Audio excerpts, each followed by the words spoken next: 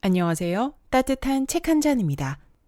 밥을 충분히 먹었는데도 이상하게 초콜릿이나 빵이 먹고 싶었던 적 있으신가요? 한두 번은 괜찮지만 이런 유혹에 계속 넘어가다 보면 식욕 조절이 어려워지고 결국 몸이 무거워지면서 군살이 붙게 되죠. 왜 이런 현상이 반복될까요? 사실 우리 몸에는 체중을 일정하게 유지하려는 체중 조절 대사 시스템이 존재합니다. 하지만 잘못된 식습관과 생활 방식이 이 시스템을 교란시키면서 체중이 계속 증가하거나 원하는 만큼 감량이 어려운 상태가 되어버리죠. 윤복근 교수의 대사 다이어트에 따르면 우리가 건강하고 날씬한 몸을 유지하기 위해서는 단순히 덜 먹고 더 움직이는 것이 아니라 대사 기능을 회복시키는 생활 습관을 만드는 것이 가장 중요하다고 합니다. 그렇다면 우리는 어떻게 실천해야 할까요? 지금부터 건강한 몸을 위한 대사 회복 습관에 대해 알아보겠습니다. 지금부터 책 속으로 들어가 보겠습니다. 식욕 조절 대사 유지하기. 밥을 충분히 먹었는데도 왜 자꾸 달달한 간식이나 후식이 생각나는 걸까?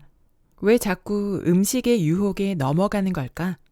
정말 배가 고픈 건지, 그냥 먹고 싶은 건지 알 수 없는 이 식욕은 호르몬이 꾸며낸 가짜 배고픔일 확률이 크다. 가짜 배고픔은 음식을 충분히 먹었는데도 허기를 느끼는 상태를 말하는데 이때 참지 못하고 입에서 당긴다고 계속 음식을 먹으면 살이 찌기 쉽다. 정체 모를 식욕 뒤에 식욕을 조절하는 호르몬이 있음을 간과해서는 안 된다. 공복일 때 위에서 분비되는 그렐린 호르몬은 식욕을 촉진하는 역할을 하는데 수치가 식사 직전에 최고로 높아지고 식사 후 1시간 뒤에는 최저로 떨어진다. 음식을 충분히 씹어서 섭취하면 지방 조직에서 그만 먹으라는 렙틴 호르몬이 나와 포만감을 느끼게 하여 식욕을 억제하며 배가 부르고 에너지가 충분하다는 신호를 보내 식욕이 지속되지 않도록 제어하는 역할을 한다. 렙틴은 식후 20분부터 분비되므로 식사를 할 때는 최소 20분 이상 천천히 잘 씹어 먹는 것이 중요하다. 식욕 조절 대사 유지 방법 1. 규칙적인 식사를 한다. 과도한 그렐린 분비로 인한 과식이나 폭식을 방지하기 위해서는 식사를 거르지 말고 규칙적으로 하는 식습관이 중요하다. 바쁜 일정으로 식사를 건너뛰거나 굶는 다이어트를 지속하면 뇌신경을 더 강하게 자극해서 다량의 그렐린 호르몬이 분비되고 식사량 조절이 힘들어져 과식이나 폭식으로 이어진다. 2. 천천히 꼭꼭 오래 씹어 먹는다. 음식을 먹은 후 약 20분이 지나야 렙틴이 분비되고 그렐린이 감소하므로 식사할 때 최소 20분 이상 천천히 꼭꼭 씹어서 삼켜야 비만을 유발하는 렙틴 저항성을 예방할 수 있다. 체내에서 음식을 필요로 하지 않는데 배고픔을 느끼는 가짜 배고픔은 결국 호르몬 불균형이 원인이다. 가짜 배고픔은 심리적 요소가 많이 작용하는데 과도한 스트레스를 지속적으로 받으면 부신피질에서 항스트레스 호르몬인 코티솔이 과도하게 분비되어 식욕을 억제하는 렙틴과 식욕을 높이는 그렐린 호르몬의 균형이 무너지게 되어 배고픔이 느껴진다. 이러한 가짜 배고픔에 속지 않아야 식욕 조절 대사가 유지된다. 심리적 배고픔에 속지 않으려면 배가 고플 때마다 언제 식사를 했고 진짜 배가 고픈지 먹고 싶은 음식이 무엇인지 생각해 보는 습관을 갖는 게 좋다. 심리적 배고픔은 일시적인 현상으로 잠시 참으면 억제될 수 있다. 식욕을 억제하기 어렵다면 산책을 하거나 음악을 듣는 등 다른 행동에 집중하거나 음식 대신 물 한 컵을 마시는 것도 도움이 된다. 가짜 배고픔을 참지 못하면 에너지원이 과하게 축적되어 비만으로 이어지기 쉽다. 또한 수면 부족도 렙틴과 그렐린 불균형의 원인이므로 충분한 수면을 취하는 것도 식욕 조절 대사에 도움이 된다. 가짜 배고픔의 특징. 식사한 지 3시간 이내에 갑자기 배고픔을 느낀다. 배고픔의 순간을 참고 시간이 지나면 배고픔이 점차 사라진다. 스트레스를 받거나 잠이 부족하면 배고픔이 더 심해진다. 자극적인, 맵고 달고 짠 음식이 당긴다. 배가 불러도 계속 먹는다. 음식을 먹으면 행복하거나 만족스럽지 못하고 공허하다. 진짜 배고픔의 특징. 배에서 꼬르륵 소리가 나며 허기짐을 느낀다. 배고픔이 점점 증가한다. 어지럽고 손이 떨리며 기운이 떨어지는 신체 증상을 동반한다. 특별한 음식이 당기기보다 단순히 배를 채우고 싶은 욕구가 있다. 음식 섭취 후 포만감을 느끼고 충분히 만족스럽다. 소화대사 유지하기. 소화대사에서 가장 중요한 기관은 입을 통해 들어온 모든 음식물의 최종 집결 장소인 소장이다. 음식물은 입부터 소장까지 내려오는 동안 모두 기계적 분해와 효소에 의한 화학적 분해를 통해 최대한 분해되어서 소장에 도착해야 하고, 분해되지 못한 음식물은 다시 췌장과 소장에서 분비하는 소화 효소에 의해 흡수할 수 있는 단위로 분해되어야 한다. 그리고 소화 효소로도 분해되지 못한 영양소는 장내 미생물에 의해 최종 분해되어 혈류 속으로 흡수되어 에너지가 필요한 세포로 전달되고, 불필요한 찌꺼기는 체외로 배출되는 과정이 소화대사 과정이다. 소화대사 유지 방법. 저작 운동을 충분히 해서 소화 효소를 아껴야 한다. 사람은 태어날 때 약 120년간 사용할 수 있는 소화효소를 생산할 능력을 가지고 태어난다. 자기 생을 다할 때까지 그 소화효소를 다 쓰지 못하는 사람이 있는가 하면 인생의 반도 안 살았는데 소화효소를 다 사용하는 사람도 있다. 바로 식습관으로 인한 문제이다. 입에 음식물이 들어가면 몇 번 씹기도 전에 목에서 잡아당기듯 음식물을 바로 삼키는 사람들이 있다. 또 하루 종일 먹는 것을 입에 달고 살거나 과식, 폭식, 늦은 시간까지 야식 먹기 등을 하는 사람들은 그만큼 소화효소를 계속 낭비하게 되고, 결국 더 이상 음식물을 분해할 효소가 나오지 않아 소화대사 장애는 물론 노화도 빨리 오게 된다. 5,000원짜리 음식이든 5만원짜리 음식이든 입안에 들어가면 우리 몸에 다 똑같은 영양소일 뿐이다.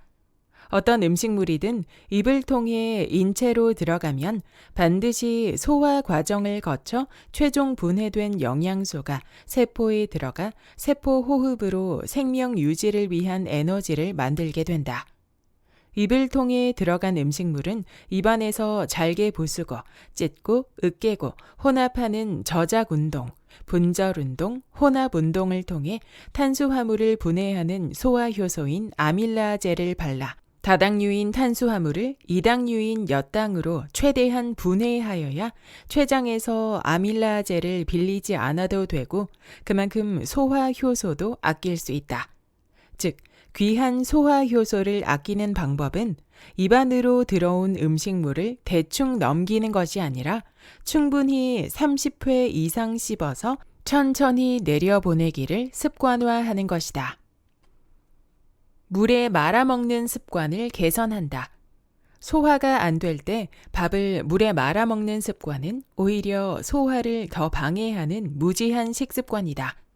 탄수화물은 치아의 저작 운동을 통해 잘게 부서지고 침과 섞이면서 침 속에 있는 아밀라제 소화 효소를 통해 엿당으로 분해되어 소화되기 쉬운 상태가 된다. 그런데 밥을 물에 말아 먹으면 밥을 덜 씹게 되어 잘게 부수는 과정이 생략되고 침이 희석되어 분해 효과가 약해진다. 윗속에 있는 소화액 역시 물에 희석되는 것은 물론이고 위에 pH가 높아져 소화 기능이 떨어진다.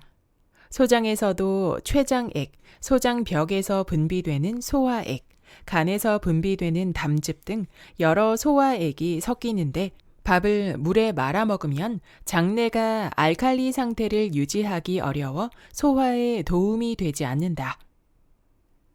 자극적인 음식은 주의한다. 자극적인 음식은 맛이 강해서 더 맛있게 느껴지고 더 먹고 싶어지며 대부분 칼로리가 높아 비만을 유발한다. 고추의 매운맛인 캡사이신은 교감신경을 활성화하면서 아드레날린과 엔도르핀 분비를 촉진시켜 일시적으로 스트레스를 해소시킨다. 그러나 이런 현상을 반복적으로 경험하면 스트레스를 받을 때마다 맵고 자극적인 맛을 찾게 되고 매운 음식을 먹지 못하면 무기력함을 느끼게 된다. 하지만 매운맛은 미각에 속하지 않으며 사실은 고통의 일종이다. 롤러코스터나 번지점프를 할 때의 순간적인 쾌락과 비슷한 자극일 뿐이다. 자극을 주는 호르몬을 분비하기 위해 매운맛에 중독되면 먼저 위장이 자극을 받아 염증이 생기고 만성위염의 대표적인 원인이 될 수 있다. 매운 음식은 위산 역류를 촉진해 속쓰림 같은 증상을 유발하므로 건강을 위해 자극적인 음식을 줄이는 것이 좋다. 오후 8시 이후에는 음식을 먹지 않는다. 새벽 5시부터 오후 8시까지는 인체의 소화대사 시간으로 이 시간 동안 음식이 들어오면 소화대사에 관련된 기관들이 음식물을 분해하고 흡수하여 세포 호흡을 통해 기초대사에 필요한 에너지를 만든다. 따라서 저녁 8시 이후에는 소화효소가 퇴근한다고 보면 된다. 그러나 이 시간을 무시한 채 잦은 야식과 회식으로 음식물이 계속 들어오면 퇴근한 소화효소를 불러 다시 일을 시키는 것이고 다른 대사에 사용할 효소까지 끌어다 사용해 고갈시키면서 소화대사와 관련된 기관들이 쉬지도 못하고 계속 일을 해야 한다. 이런 습관이 반복적으로 지속되면 결국 소화대사와 관련된 기관들은 지치게 된다. 또한 낮에 먹는 음식물은 에너지를 소모하는 쪽으로 움직이지만 저녁 8시 이후에 먹는 음식물은 에너지를 저장하는 쪽으로 움직이기 때문에 현대인의 심각한 문제인 인슐린 저항성, 비만 등 대사성 질환이 발생한다. 우리의 소중한 소화기관과 효소에게 계속 야근을 시키면 결국 비만과 노화가 촉진되고 질병이 보장되는 셈이다. 우리 몸은 잠을 자는 동안에도 칼로리를 계속 소모하여 생명 유지의 필수 기능을 유지한다. 따라서 새벽 5시부터 저녁 8시까지 음식을 먹고 8시 이후부터는 음식을 섭취하지 않아야 소화효소를 적게 사용하는 것은 물론 생명 유지를 위한 대사가 잘 이루어지고 대사 기능도 원활해져서 건강한 몸을 유지할 수 있게 된다. 가공식품을 줄인다. 우리가 먹는 음식 중에는 화학적으로 처리됐거나 정제된 재료 또는 인공 물질로 만들어진 가공식품들이 많은데 사용하기 간편하여 현대인들이 많이 선호하지만 건강에는 그리 좋지 않다. 가공식품은 액상과당과 설탕이 너무 많이 첨가되어 열량이 높아 인슐린 저항성을 유발할 수 있고 중성지방과 유해한 LDL 콜레스테롤을 증가시키며 체지방의 축적을 증가시켜서 당뇨병, 비만, 심장질환, 암 등을 유발하는 원인이 된다. 또한 단맛, 짠맛, 기름진 맛인 인스턴트 식품에 길들여지면 뇌가 생화학적으로 장악되어 중독성을 보이고 통제 능력을 상실하여 ADHD와 같은 충동적인 성격이 되기도 한다. 그리고 짧은 시간에 많은 양을 먹어도 영양분은 적어 체내에서 산화 및 염증을 유발할 수 있다. 여기까지 8515 대사 다이어트의 본문 일부였습니다. 오늘은 대사 기능을 회복시켜 자연스럽게 건강한 몸을 만드는 방법에 대해 알아보았습니다.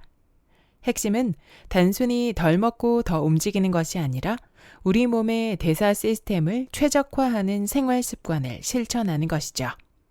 특히 소화 대사와 식욕 조절 대사를 회복하는 것이 중요합니다. 식사 시에 꼭꼭 씹어 먹으며 최소 20분 이상 천천히 식사하는 습관을 들이면 식사 시작 20분 뒤에 식욕 억제 호르몬이 활성화되어 과식을 막을 수 있습니다. 또한 꼭꼭 씹어 먹는 습관은 사람마다 한정된 소화 효소를 아끼는 역할을 해주죠. 저녁 8시 이후에는 음식 섭취를 피하는 것도 대사 균형을 유지하는 데 큰 도움이 됩니다.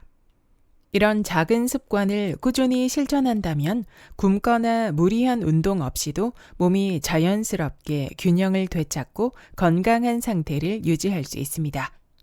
건강한 몸을 만드는 것은 단기간의 다이어트가 아니라 올바른 생활 습관을 꾸준히 실천하는 것이라는 점 꼭 기억해 주세요. 대사 다이어트가 더욱 궁금하신 분들은 직접 읽어보시길 추천합니다. 구독과 좋아요와 댓글은 큰 힘이 됩니다. 다음 영상에서 만나요.